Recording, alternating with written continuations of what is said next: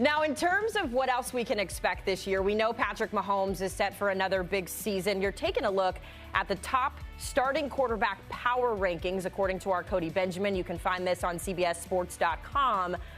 Some things that stand out to me here: Brock Purdy at number 2, Lamar Jackson at number 6. So, DK, we're going to start with Brock Purdy, because for a guy who was labeled as a game manager for all of last year, he got his team to the Super Bowl, over 4,000 yards last season. Do you like the number 2 ranking for Brock Purdy?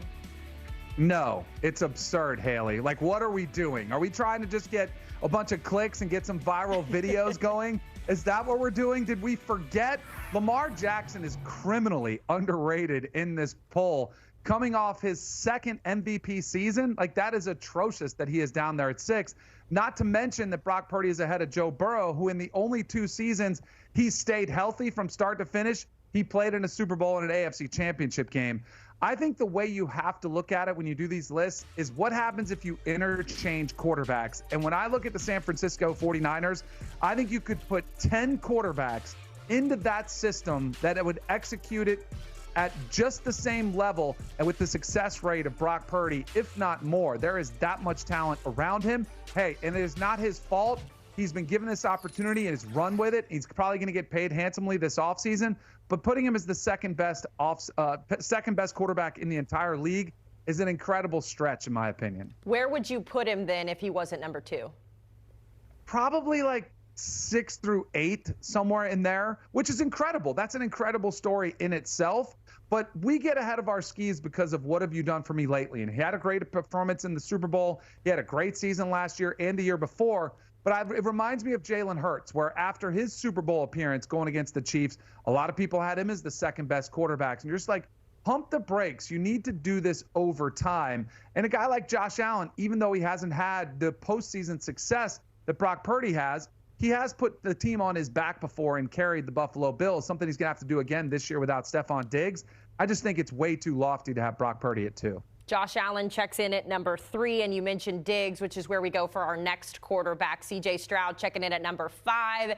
You mentioned it. He's got a new weapon to throw to there in Diggs, an electric first year in the league. Do you like that number 5 spot for him?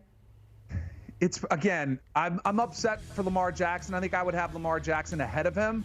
Here's where some of these lists get incredibly subjective. If you asked me, give me your top 5 quarterbacks of who you would want to build a franchise around for the next 10 years, it'd be hard to argue that C.J. Stroud wouldn't be in the top 5. I absolutely love what I saw for him last season, which I think is one of the best rookie seasons we've seen in the history of the NFL. And he did it on a team that wasn't that good, and he already has a playoff win, something other quarterbacks are still looking for. So I look at the maturity. I think this is a big year for C.J. Stroud, though. He really does have to put a stamp on that season to prove it wasn't a fluke. I don't think it was. I think he will, and I think he's very thick in the MVP conversation.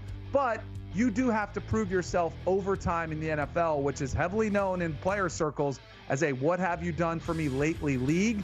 I think he does it again, but he's going to have to go out and prove it. C.J. Stroud quickly became someone that everyone wanted to root for, especially down the stretch there. And another guy that people are really rooting for ahead of 2024 is Jordan Love. He checks in at number 10 with former Packers quarterback Aaron Rodgers coming in at number 11. A little bit of a ironic there if you're Cody Benjamin. But how do you like the fit there at 10 and 11 for the 2 Packers ties there?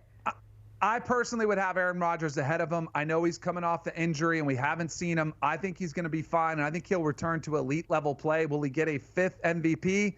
I don't know, but I do think he instantly makes the Jets the contender. The thing about Jordan Love, which I'm a little bit cautious on, it was a little bit of a bumpy start, which you would expect for somebody who hasn't played that much football at this level. And then on the back end of the season, he took off, and all of a sudden he cements himself as the starter. But it was about 6 or 7 weeks of the season into the season when Brian Gutekunst, the GM, said, hey, we need to have Jordan Love step up and prove it. And he did. And it's very similar to the C.J. Stroud conversation. You've got to prove that you can do it over the long haul. Now teams have more video of you. They can break down the film. They can come up with ways to stop you specifically. Jordan Love has to prove that, where Aaron Rodgers for decades has been, defensive coordinators have trying to been able to figure out ways to stop him and haven't been able to slow him down. The only thing that slowed him down is injury. Again, we are taking a look at the top starting quarterback rankings from our Cody Benjamin on CBS Sports.com. As we move along on the list here, Danny Kanell, we're going to get into a little bit of the rookies, including Caleb Williams, who checks in at number 23 with all of the pressures of saving the franchise in Chicago. Obviously, not a lot of NFL tape to go off of when it comes to Williams, but 23, a good spot there for him?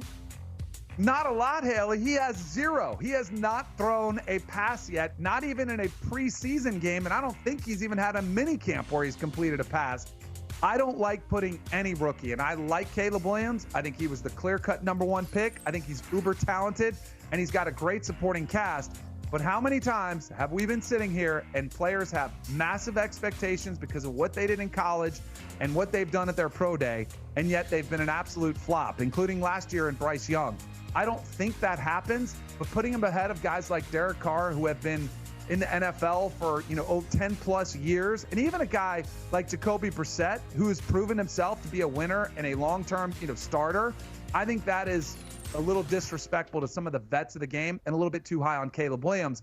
I wouldn't be surprised if next year we come to this list and Caleb Williams is top 15. But without him playing a down in the NFL, I just can't put him above some of the veterans. Yeah, it's challenging. You also had J.J. McCarthy, Jaden Daniels on this list in front of some other veterans as well. So we'll have to see how it pans out when they do get that NFL experience here, Danny. But the most disrespectful thing I think we have on this list is the 32 ranked quarterback in Daniel Jones. I mean, obviously coming off of a year that wasn't his best, he had a lot of injuries that kept him off the field. But to put him at number 32, I mean, wow. The disrespect. I got to stick up for my New York Giants brethren here in Daniel Jones. He played for my former organization. It was not good last year, but he was hurt multiple times, did have a season-ending injury, which he does have to recover from. But I did tell you, Haley, it is a what have you done for me lately? Boy, does it seem like we've forgotten about the season he had before when Brian Daboll was coach of the year, the job that he did with Daniel Jones, and Daniel Jones was rewarded with that contract. I'm excited to see what he can do with Malik Nabers, and clearly this is the year that he has to prove it. There are no more excuses, and even if he gets hurt, the Giants will probably move on. But I'm excited to see with the revamped offensive line, with some talent around him, if Daniel Jones can step up. And I am actually rooting for it because I think way too often we write off quarterbacks too early. We're too impatient. We don't let them develop. Sure, Giants fans are going to start to get restless too. But to put him behind Bryce Young, who last year had an atrocious season, to put him behind Bo Nix, my Bo Nix beard, as evidenced by what I think of Bo Nix, I think is atrocious. So disrespectful to Daniel Jones indeed. The good news coming out of this is, number one, the beard's growing in nicely, so shout out to Bo Nix there. And also, there's only room for improvement for Daniel Jones, so we wish him well. Danny, thanks so much for hopping on with us.